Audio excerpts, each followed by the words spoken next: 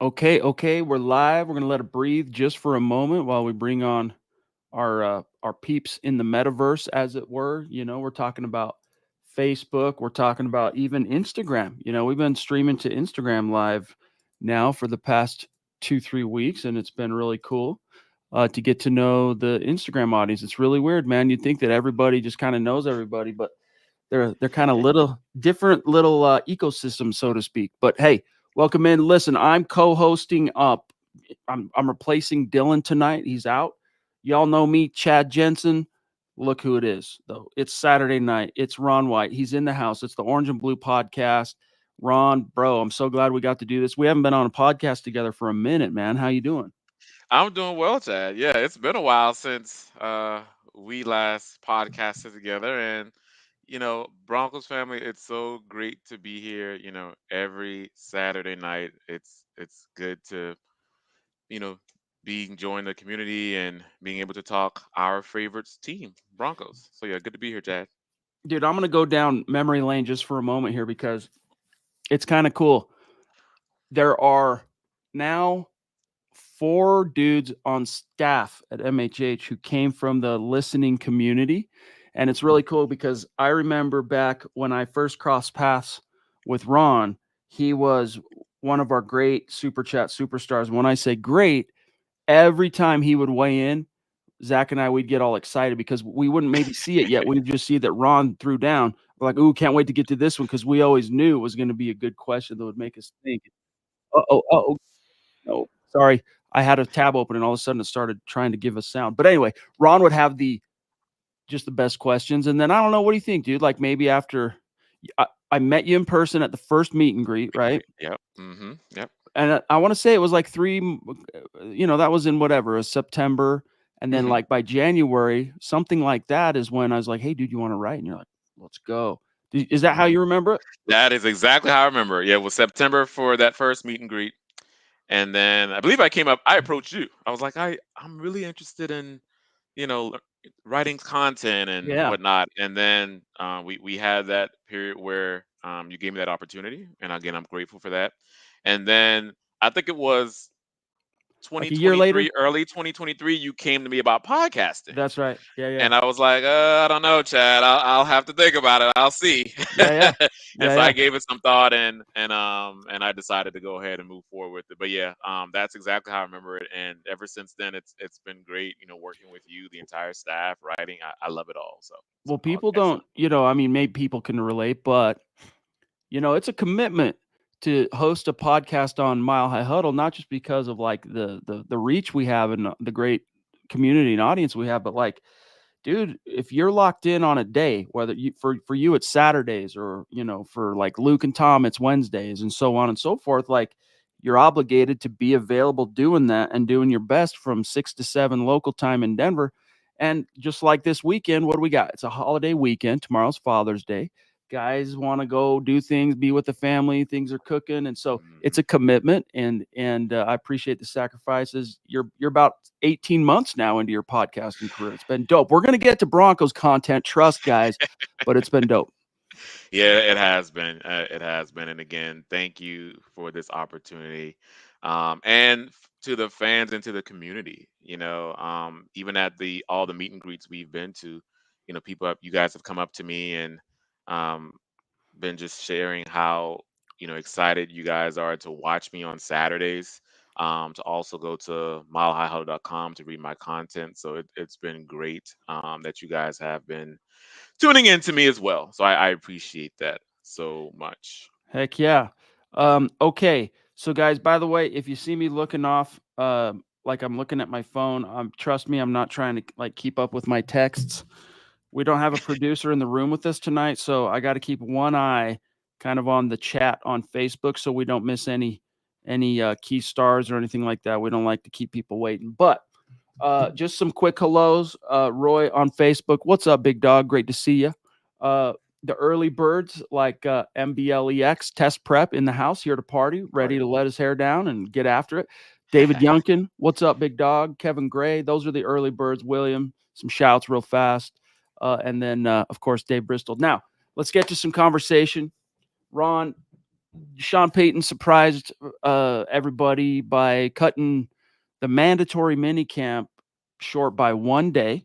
And first things first, were you surprised by that? Because now it's officially like that NFL summer, right? The 6 weeks or so. For them, it's about 5 weeks because they show up early before we start seeing them on the field at training camp. But were you at all surprised by Sean Payton's decision to cancel that last mandatory minicamp practice, and thus putting punctuating the offseason training program? And do you draw any implications from it? I was a bit surprised, Chad. I'm not gonna lie to you. I think just because of you know we have a new quarterback, and I thought that they would have at least extended have that last day to kind of finish that out. So I was a bit surprised, but I guess the implications from it, based on what he's been talking about in the presser, that the team, as far as the offense is concerned, everyone is looks like they're picking it up just fine. So I think from that you can say that the team is he feels as though that the team is in a pretty good position moving forward. But well, yeah, I would lie to you to say that I wasn't a bit surprised, just because I just thought that you know they would have used that extra day to kind of have a little bit few more reps, make sure Bo Nix gets more comfortable. I know it's only 1 day, obviously, but Yeah. still, I am a bit surprised there. But again, it gives you some sense of what's the word? I won't say relief, but some sort of sense of Like encouragement. yeah, encouragement, some Encouragement, confidence, some a little right? bit. That the team is in a pretty good position, at least from Sean Payton's eyes, for sure. I would concur. I think overall, like you said, it's far from a guarantee. It's far from any like absolute predictor, but Yep. it does imply at least that Sean Payton is happy with where at least Bo Nix is at. And I think those same implications trickle down to everybody else on the roster. But with the offseason training program in the books today, guys, we're going to talk about some risers and fallers. But before we get started into that convo, we got to grab Phil McLaughlin, one of our great hashtag Oh, State of Being members down in Tucson. He proves it yes. every single day. Much love. Thank you, Phil. So good to see you tonight, big dog. He says, good evening, Chad and Ron. What do you guys think? Who do you guys think? Sorry. Will be the starting center? Buckham, MHH for life, Broncos for life. That's an interesting question, Ron. What do you think?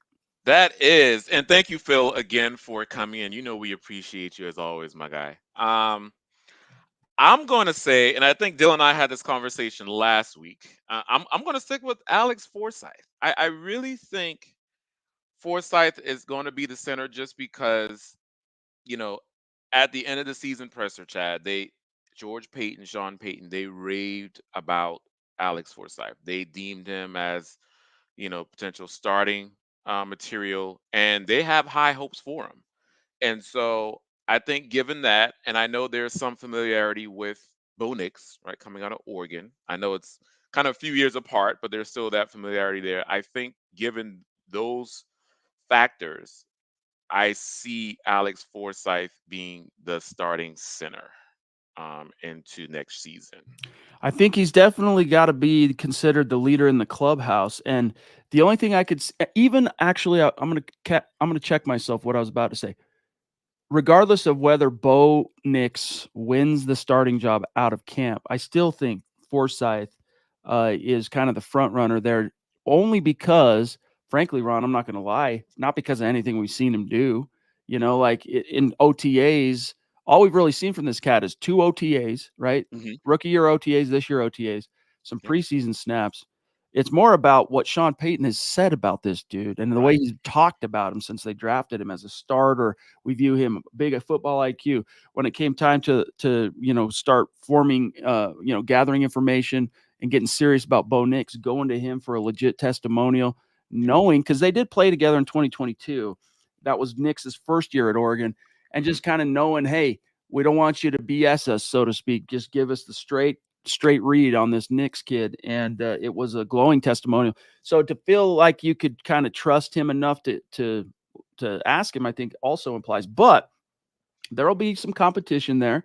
And that's one of the cool things about training camp, Ron, is that once the pads go on, the big boys can start actually showing you what they can do, right? They can start popping. And, it's a controlled rage in training camp because they don't want guys going to the turf and whatnot, but it's still that initial pop is there. and Correct. that controlling the man and etc. So I concur with you. I think it's got to be Forsythe. So you might consider him, perhaps Ron, to get our conversation going. And by the way, guys, as always, any specific questions, topics, superstars, get them in the chat. We will get to it. Trust before we dip on out of here, and we'll probably keep tonight's stream relatively brief. We probably won't go the full hour, but I think it's safe to say, Ron, that Forsythe, you could at least consider him, if maybe by default, a riser coming out of OTAs. But who are some, not necessarily like here's 5 guys, but let's start with one guy that you see coming out of the OTAs now it's in the books as a bona fide riser, stock going up. Yeah, I would say now I know we all believe that Bo Nix will be the starter. Obviously, Sean Payton has yet to name him, but that's what we're all going to assume. But even outside of that, Chad, I think from what we've heard from OTA so far, I would say Jared Stidham is a riser for sure. Um, what I've heard and some of the plays I've seen in OTAs and in minicamp here so far has been great. He's commanded the offense quite well, and he definitely has the potential to have that backup role, right? If Nix is going to be the starter. So, based on what I've seen, how he's commanded the offense, some of the throws that he's made, some of the decisions that he's made as well in the passing game, I'm going to go ahead and say Jared Stidham is definitely a riser and kind of a lock, if you will, to be the backup to Bo Nix. That kind of ties into I want to kill 2 birds with one stone here on Roy. Much love to you, Roy. He says, hey, I heard a little different. I heard that Forsythe took very few first team snaps. He's saying at minicamp it was all Wattenberg. So to me, I'm not sure. Well, listen, here's what you got to understand on that front, Roy. Let me drop some knowledge on you. If the OTA format 100% favors the incumbents and the veterans. So, for example, even though both Forsythe and Wattenberg are technically incumbents, right? They were both on the roster with Sean Payton last year.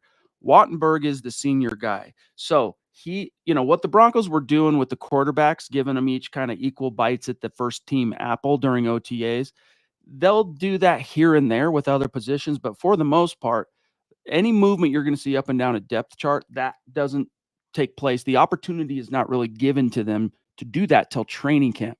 So OTAs, it's kind of like it's literally like it's formatted for the guys who are a little bit older, a little bit more experienced, whatever, first team. Now it's a unique situation because Wattenberg wasn't a starter last year, neither was Forsythe. Stidham was, and it does come as a little bit of a surprise, Ron, to read from Mike Kliss that I'm going to paraphrase him, but it's something like this. According to the majority of media observers, it is Jarrett Stidham who exits OTAs as the guy who had the best offseason amongst the quarterbacks. Now, does that mean that he is the front runner for the job? No. And here's one thing I'll say. I wrote an article on this earlier today, guys. Go check it out when you get 5 seconds. And then we're going to grab Steve here after I get your reply to this, Ron. But if we heard from Sean Payton on May 23rd, what kind of conditions need to be met in order for a coaching staff in the NFL to feel comfortable and confident starting a rookie first-round quarterback? And to cliff note it, it's like this. Unless you have a proven guy, then you're almost always going to go with that dude you drafted in the examples, Ron, like, the way Aaron sat behind Brett Favre in Green Bay, and then the way, of course, Jordan Love sat behind Aaron Rodgers and so forth. Now, these are kind of unicorn outlier situations, but those are the examples he gave. So within that context, Ron, I don't see Jarrett Stidham as being one of those, starter caliber guys that's just kind of a goes without saying type thing. What that means is, if you have to win the job over the first round rookie that your head coach handpicked, you can't just be as the veteran guy who's now he's in year 2 of this. You can't just be a little bit better than the rookie. You got to be like palpably better. Otherwise, the coaches, and then I'm throwing it back to you, Ron, they go, hey, yeah, maybe here and there we see a little bit better edge from Stidham, but like overall, the upside, it's on Bo Nix. We see very little downside. He's our starter. So he's got to create more of a gap between he and Bo Nix than he has so far. But it is interesting to hear Nix report that.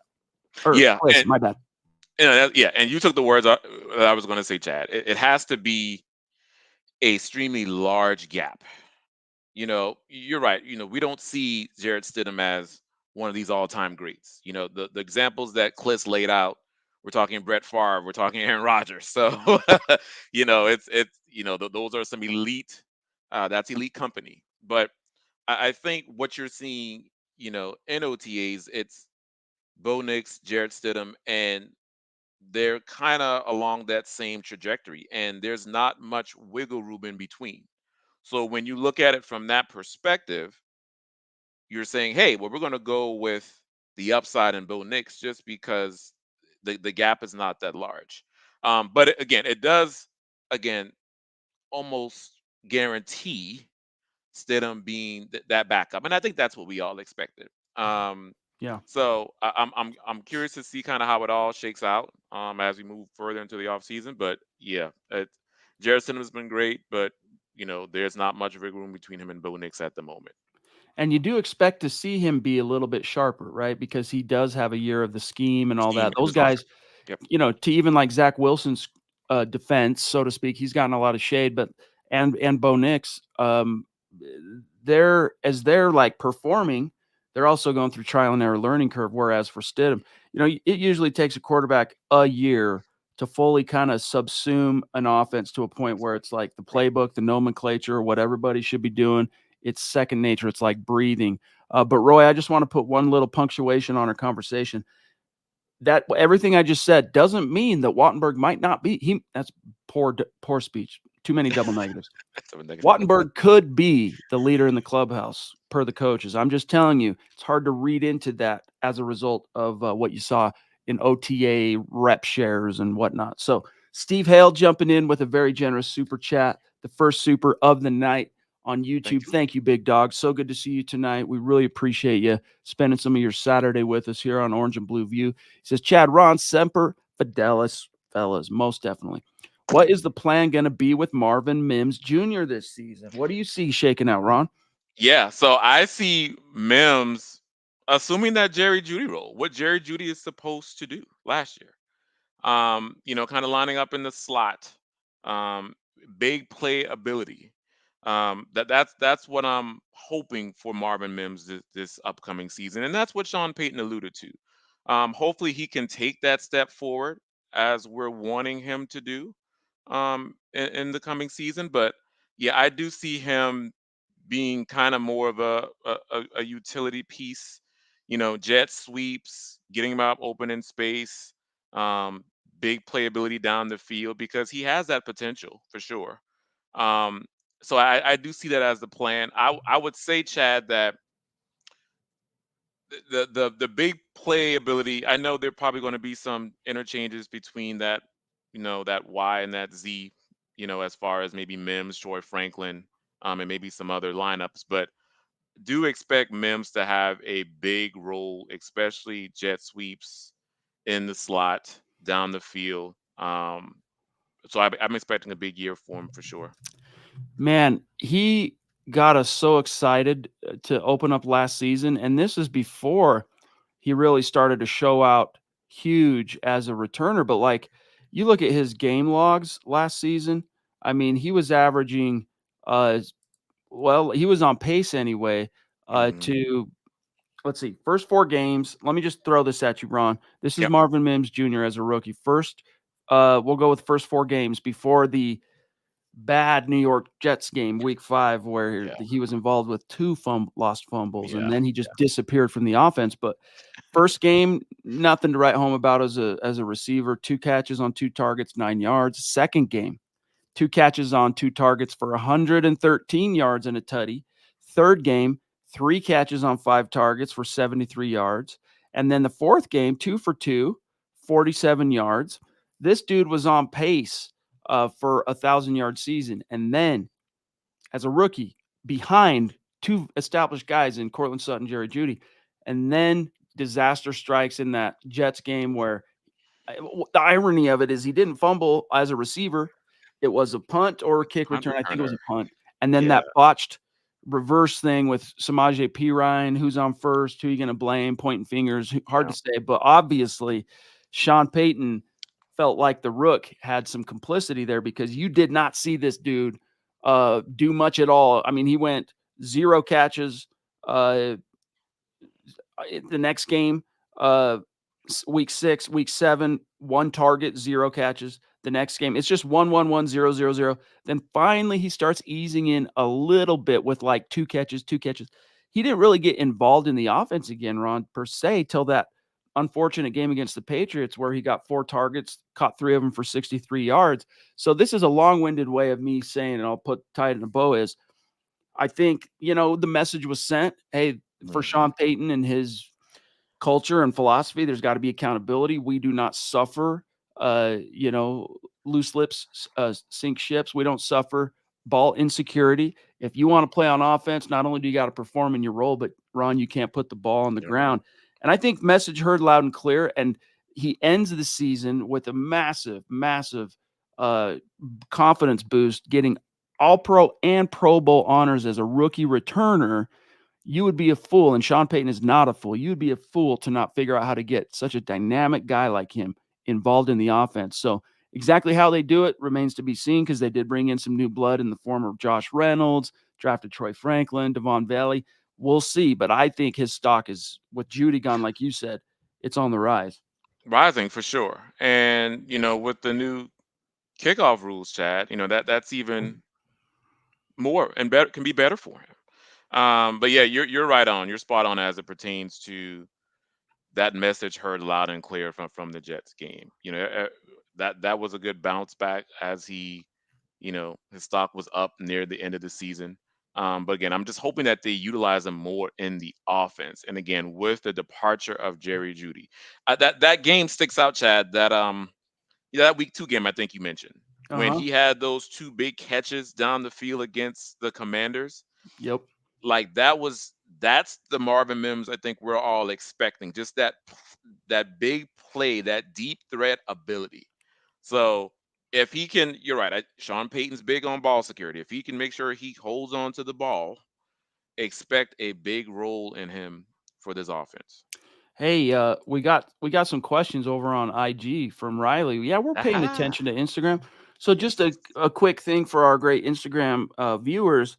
When we stream here, we're streaming from StreamYard, and that allows us to, at the same time, simulcast to YouTube, Facebook, Twitter, uh, Twitch, now Instagram. And what's cool about StreamYard is all the comments, they fall right into the same stream that Ron and I see running down the side on the back end here, all as one. Like if you're on YouTube, all you see is YouTube. If you're on Facebook, all you see is Facebook, but we see them all except Instagram. They don't have that widget figured out yet. So we have to go over to Instagram while we're live and check to see if there's any comments or questions. So here's your shouts, Riley. Appreciate you being with us Yes. tonight Thank you, on Riley. Instagram, big dog.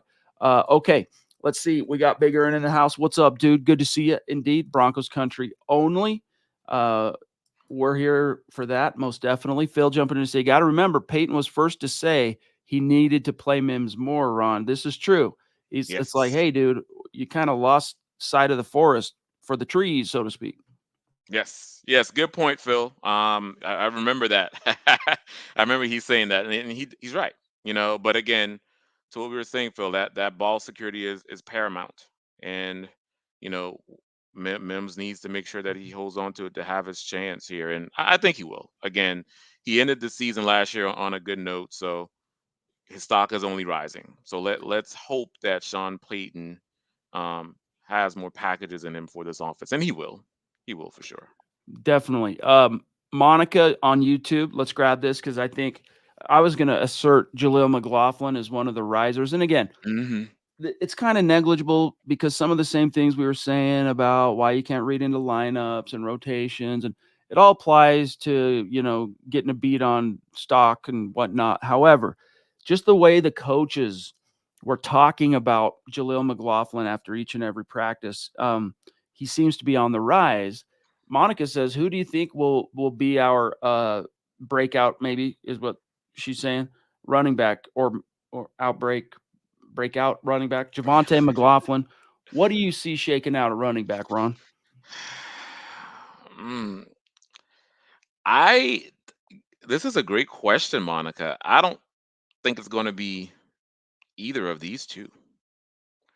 I think it's going to be Blake Watson.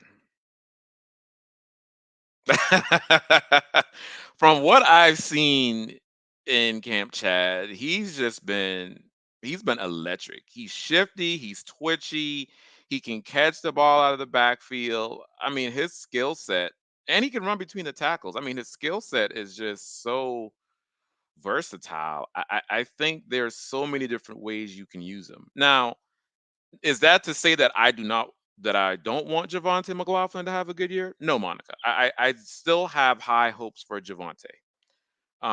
It's just a matter of how will he come back. He's still, we saw last year after coming back from that injury, it was a slow start. It was him working hard for every yard. And I don't know how that's, I don't know if that's going to improve in, in this upcoming year. McLaughlin, I know McLaughlin mentioned that he has room to improve. But I think with McLaughlin, Chad, you know why, based on last year, he was out in the field. He was going to get the ball. he, Yeah, he had definitely. no other, utility at all out in the field when he was there. So, but he is a riser based on what I've seen in OTA. So hopefully that will translate and sustain into the next season. But I'm just going to say Blake Watson just from what I've seen. I know Audric Estime is injured. I think he just had surgery. I expect him to do well as well. But I'm going to say Blake Watson will be the breakout one. That's a sleeper pick, and I feel you on that.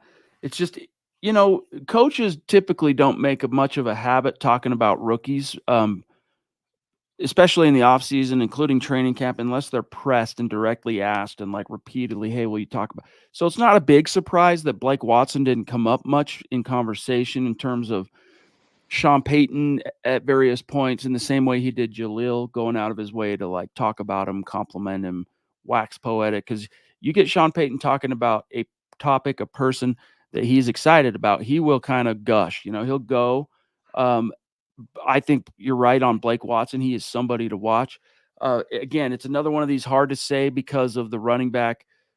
You need to see them getting hit. You need to see them in the Right. flow of a Of the game. of a play and their twitch. Hmm. But Javante, look, Eric Trickle, he kind of breathed this into the Broncos country zeitgeist, which is his spot's not guaranteed. Now, nobody's spot per se is guaranteed unless your name's Bo Nix or a few other guys. Okay, Patrick Surtain, etc. But so you could say that, but what he's trying to say is no, legitimately, in Eric's opinion, Javante, he's under threat. He's got to sing for his supper. Hmm. Multiple messages being sent to Javante Ron in the form by the team in the form of picking up Blake Watson, but even before that, of course, drafting Audric Estime, who is an animal, dude. That guy, Broncos fans are going to love this cat. And don't get too freaked out that he wasn't around for OTAs. Ron mentioned quick surgery. Sean Payton says good to go for training camp. They'll probably ease him in. That's the Yep. only bummer, Ron, is they'll probably ease him into training camp. Hmm. So you might not be able to get a good beat on Estime until like halfway through camp, beginning of actual preseason. But I'm excited to see how that competition shakes out. Phil jumping in with more stars. Thank you, bro. He says if Mims does become the number 1 or 2 receiver, do we risk using him as a returner? That's a really good conundrum to have. Like if he does earn that and then justifies it on the field, being a number 1 or number 2, Ron, it's like, what do you do? I think in his unique case, because of the new rule changes that favor, we want to see more kick returns, we want to see more action, we want to see more scoring on the third phase. I do think the Broncos would still not shy away from using him as a returner the way they did last year. I mean, he is an all-pro, but it does start factoring into the calculus depending on how deep you are at wide receiver and how deep you are in the return game. The way these new rules are, and I'm going to confess here, Ron, I don't know about you, but I'm not a full expert yet on this new rule system. However, from what I do know about it and understand about it, it's going to favor twitch guys. It's going to Yep. favor vision and Hmm. twitch. And so, look, we know Mims has that plus that explosive straight line speed. But Ron, you mentioned one guy who could be in the mix for when you talk about twitch, Blake Watson, Jalil even. But can you trust him to haul it in? Talking on kick return specifically. Yeah, that's the thing. Just trusting him here, Phil. to haul in that ball when it comes to the punt return or to the kick return for sure. Um, you know, I think I think he's going to be that punt return, and just because of what we saw again last year. He can definitely flip the field. And so I think I'm not so concerned, Chad, about him and his returning capabilities. And you're right, I'm not the biggest expert on the new rule changes, but I know again it does value or benefit the returner more. But we'll see how it all shakes out. I just think my things with Mims is Sean Payton using him in the offense, just because I think that skill set can translate and he can provide or implement offensive packages just for Mims. And Chad, my battery's getting dead, so I'm going to step and grab my charger here. Sorry about that, guys. Hey, it's all good. It's all good. We'll keep it going. Phil, love you, big dog. Thank you. I want to grab this from Michael Davis, who is consistently in our chats. Great to see you, man. Thank you for being there on YouTube. Says, how does anyone receive a Pro Bowl nod at kick returner in last year's NFL? Well, they got to give it to somebody, right? But what was the kick return KRR? 8%. The position was squeezed out due to the kickoff rules, not in 24, though. True. You look at Marvin Mims, though. I mean, this guy took advantage of the opportunities because as a returner, a kick returner, he only got 15 returns, so 15 bites at the apple, of which I guess I don't know, 397 yards and a touchdown. So he averaged dang near 27 yards per return. As a punt returner, he only had 19 bites at the apple, and punt returns are a little bit more uh, volatile in terms of the punting team being able to control the outcome. It's getting more and more controllable as time goes on. I mean, these guys are just. I mean, if all you do is punt to a specific spot, like they're getting better and better at nailing guys down and whatnot. However, 19 returns, 312 yards. That's a 16.4 yards per return average. That's why he ended up in the Pro Bowl. That's why he ended up as a second team All Pro as a rookie. That twitch, that vision, that explosion, that just playmaking thing oozes out of him. It's in his DNA. So can't wait to see how that trickles down in 2024. But yeah, it's definitely gonna impact. This new rule change is favorable to a team like the Broncos, Ron, who have a proven guy back there. The Ronk checking in Yes. with some stars. Good to see Michael Ronquillo. Much love. He said, hey, great combo, Chad and Ron. Yeah, Ron and I don't get to chop it up as often as we would like, but when we do, we have a good old time. So good to see you, Mike. But your thoughts, Ron? Yes. Thank you. Thank you, Mike, for coming. We appreciate you as always, my man. Yeah.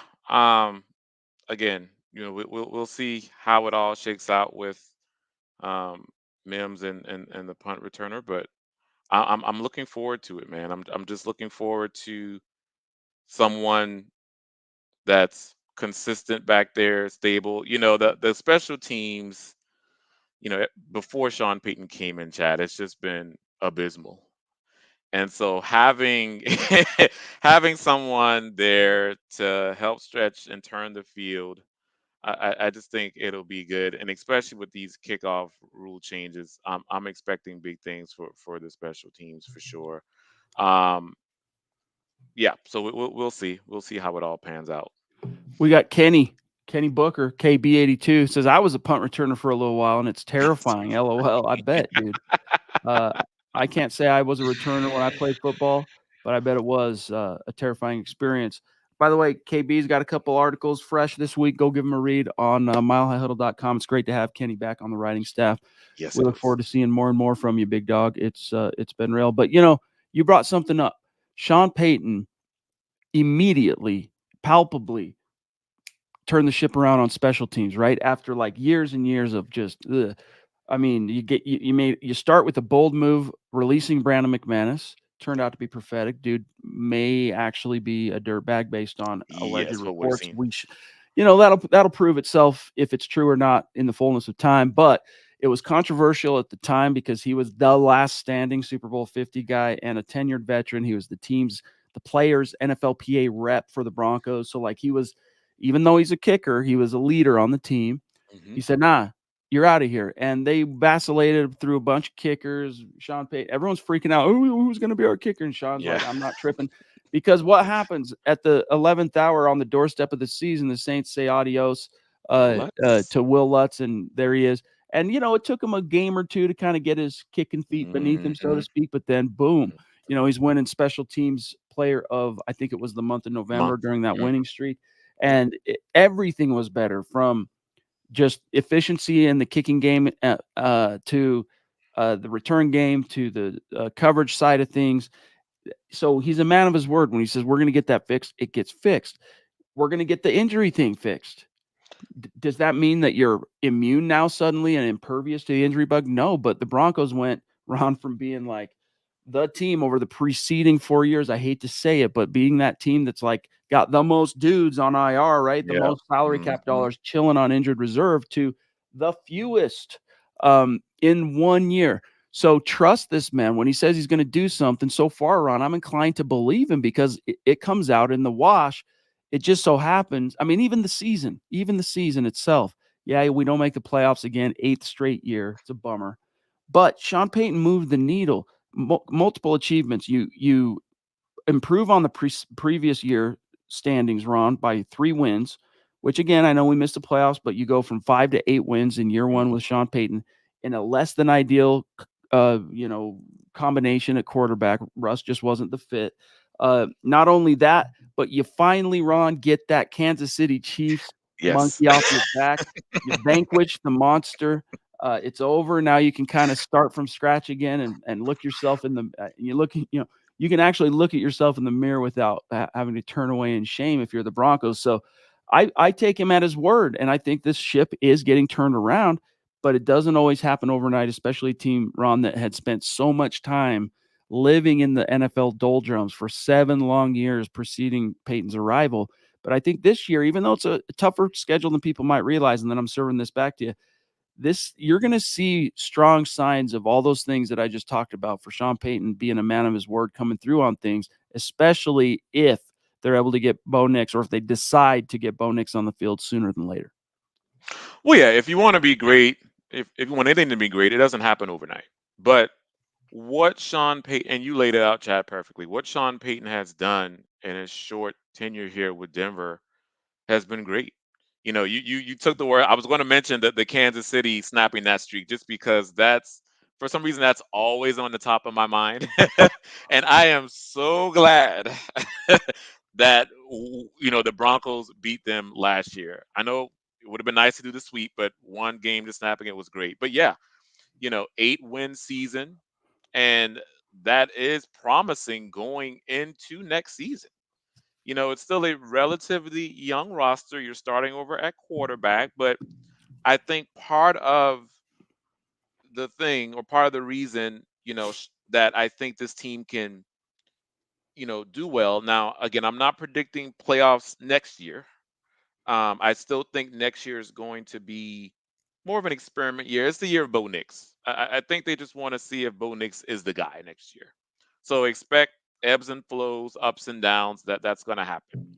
But I think after next season, Chad, going into 2026 and beyond, I think this team is set up well. With getting more draft picks, if Bo Nix pans out, if the defense doesn't fall flat on their face. I'm still a little hesitant with Vance Joseph, in that DC position, but we'll see. I think 2026 and beyond is where we can start talking potential playoffs. And who knows, maybe into contenders, but you have to love what Sean Payton has done so far. You only can be encouraged. So yeah, I'm right there with you. And by the way, on the Chiefs thing, my favorite meme that came out of that was I saw it from Perna. I don't know if Perna created it, but nobody beats the Broncos 17 games in a row. That was my favorite one. And Uh, Chad, I just hope this Raider streak comes to an end soon too, because this is just like that's Big worse. I Earn. could, yeah, that exactly earned right here. I mean, the Chiefs is one thing, and rightfully so, but the Raiders, yeah, that has to end next season. I just Can't. We're about out of time. We got to keep tonight a little bit short, guys. So apologies on that. But I want to grab this from Phil with some more stars. Thank you, brother. Who says the guys who may not be on the team for game one of these following four: Tim Patrick, Greg Dulcich, Cortland Sutton, or Samaje Perine. What's your answer here, Ron? Dulcich. Interesting. I just I don't see. I think just because he's taking a step back. I think with this injury, I think it's more serious than we all anticipated, even getting into camp. And based on what I've seen and heard, I don't I don't see him being on the field for game one. Could be wrong, but I just don't see it. Now Sutton, I do think. Now I will say it's great to have Sutton back for the start of mandatory minicamp for sure. And I know he mentioned that this doesn't mean that the contract thing is over and what have you, but I think all that's going to get sorted out. I really do.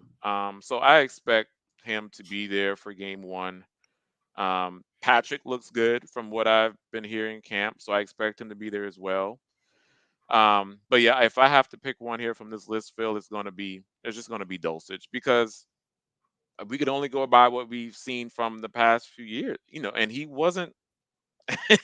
He's not really been on the field that much at all. When he's on the field, he's great. He's a Yeah. great pass catcher. But again, you just have to be on the field. You have to be available, and he just hasn't been. You can't make the club from the tub, as they say. I would agree that I would couch it. Let me answer it this way. I see Dulcich as the sleeper shocker that would surprise everybody type thing, but it's a possibility because not only of all the reasons that Ron just laid out, but also to the topic of tonight's show, while he's chilling on the sideline and in the tub and whatnot, you've got Lucas Kroll showing out and earning big Yeah. props publicly from Yep. Peyton, and so that could hasten a guy like Dulcich's exit if he is unable. Basically any further setbacks for him, and he's in dire health wise. He's in dire risk of the Broncos just going, all right, well, rip the band aid off. We tried, adios. But the guy here, I think, on the surface, most likely not to be on the team game one is Patrick. Now, that's not me saying that I think that's going to happen. To the contrary, I do think Patrick is he had a good offseason. I think he earned some credibility with Sean Payton, who, remember, Peyton wants to love this guy. He's coming out of New Orleans with some great possession receivers on his resume in terms of Marcus Colston, the slant god himself, Michael Thomas. I mean, he wants to love a guy like Patrick, but he hasn't been able to stay on the field. They go to him. They're like, hey, we're going to have to move on from you unless you take less money. He says, hey, I'm going to do it. I'm going to show you guys I'm back.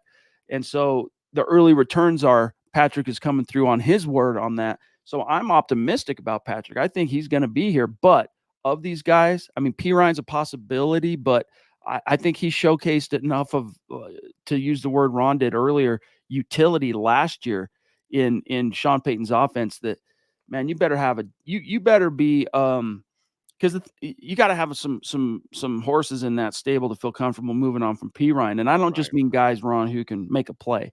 P. Ryan can do everything, and that's a Yes. valuable skill set. Like, you need him to be your bell cow, he'll go out and do that for you. You need him to catch the ball. Hey, you need hurry up offense.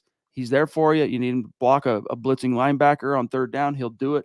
So you got to he's got to be outshined in a lot of different ways before. So that's my answer. And then we got the Ronk saying, "Great show tonight, Chad and Ron, Orange and Blue View. Thank you for the stars, big dog." Thank you, And Mike. just double checking. And yes, thank you for bringing this up, Phil. Tomorrow is, of course, Father's Day in the U.S. of A. So happy Father's Day to all the great Father's dads Day. out there in MHH's swath of Broncos country. We love you. We appreciate you, and enjoy your day.